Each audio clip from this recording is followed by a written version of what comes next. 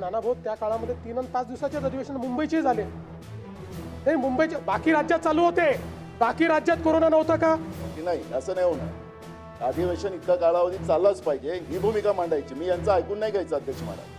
बाकी राज्यात 15-15, 20-20 दिवस चालायचे. महाराष्ट्रामध्ये 3 आणि 4 दिवस अधिवेशन चाललं. ही गोष्ट खरी आहे की BSc मध्ये चर्चा होत असताना जे होणारे निर्णय आहेत ते सर्वसाधारणपणे युनॅनिमसली व्हावेत अशा प्रकारची अपेक्षा असते. हे मी मान्यच करतो. दुसरी गोष्ट, मला हाही नियम माहीत आहे की सर्वसाधारणपणे BSc मध्ये झालेली चर्चा येऊन बाहेर बोलायचं नसतं. हेही मला माहिती आहे, तरी मी बोललोय हेही मी मान्य करतो. मी कधी आयुष्यात खोटं बोलत नाही. पण अध्यक्ष महोदय, आपण असा मेसेज आमच्यासमोर पाठवताय. सन्मान्य सदस्य नानाभाऊ पटोले यांनी जो मुद्दा उपस्थित केला की हे अधिवेशन विदर्भाचं असल्यामुळे विदर्भ करारानुसार व्हायला पाहिजे, हा त्यांचा प्रमुख मुद्दा. ठीक आहे, त्याच्यावर आपण निर्णय देणार. पण आपण असा मेसेज पाठवला की आम्ही तिथं या सगळ्या गोष्टीला मान्यता दिलेली.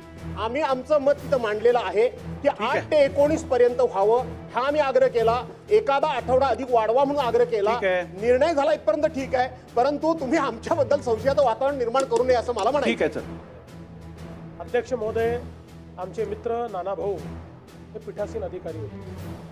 ते असं म्हणतात, घाईघाईने तुम्ही पुरवणी मागण्या टाकताय, घाईघाईने तुम्ही अध्यादेश टाकताय, घाईघाईने तुम्ही विधेयकं टाकताय.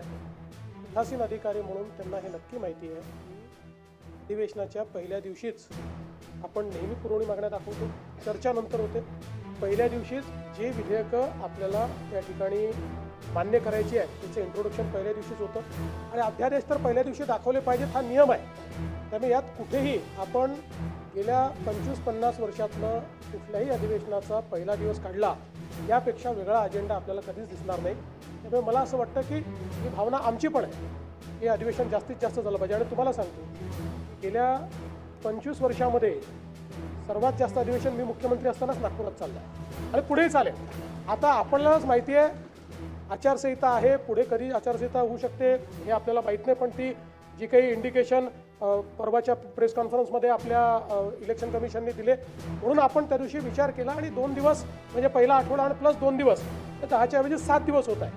हे पुढच्या वर्षी कम्पन्सेट करून टाकू, काळजी करू नका.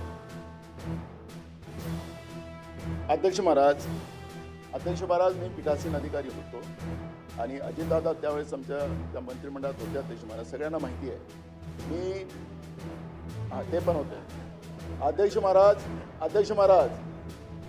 महाराज यावेळेस, कारण की मी आज मी सभागृहाचा प्रमुख म्हणून, म्हणजे तुम्ही त्यावेळेस मी निर्णय करायचा की नाही, असं नाही होणार. अधिवेशन इतका कालावधी चाललाच पाहिजे ही भूमिका मांडायची. मी यांचं ऐकून नाही घ्यायचं अध्यक्ष महाराज. त्याच्यामुळे अध्यक्ष महाराज, मला माझी जबाबदारी त्या चेअरवर बसून मला माहिती होती की मी या सभागृहाला काय न्याय दिला पाहिजे. हे माझी जबाबदारी होती अध्यक्ष महाराज. मला तुमच्यावर काही आरोप आणायचा नाही अध्यक्ष महाराज. मी तुमच्याकडून न्याय याच्यासाठी मागतो अध्यक्ष महाराज, कारण की या सभागृहाचं तुम्ही आमचे प्रमुख आहात. तुमच्याकडे आम्हाला मागणी करण्याचा अधिकार आहे. अध्यक्ष महाराज, माझी विनंती आपल्याला, मी काही आदेश सूचना नाही करत अध्यक्ष महाराज. हे अधिवेशन कृपया विदर्भासाठी आपण वाढवून द्यावा सरकारला आणि त्या पद्धतीची भूमिका आपण मांडावी असं माझं मत आहे. मुख्यमंत्री मोदयांनी म्हटलं मला काही विरोध करायची गरज नाही, मला पाहिजेच अधिवेशन विदर्भात, असं ते म्हणाले. ठीक आहे, कामकाज पुढे जाऊ दे. तुम्ही अध्यक्ष महाराज आम्हाला न्याय द्या, ही भूमिका आमची आहे. गरज पडल्यास विचार करू. अध्यक्ष महोदय, एक रेकॉर्ड मला क्लिअर केला पाहिजे. नानाभाऊंचा अधिवेशनाकरता किती आग्रह असला तरी नानाभाऊ त्या काळामध्ये 3 आणि 5 दिवसाचेच अधिवेशन मुंबईचे झाले. नाही मुंबईचे बाकी राज्यात चालू होते. बाकी राज्यात कोरोना नव्हता का?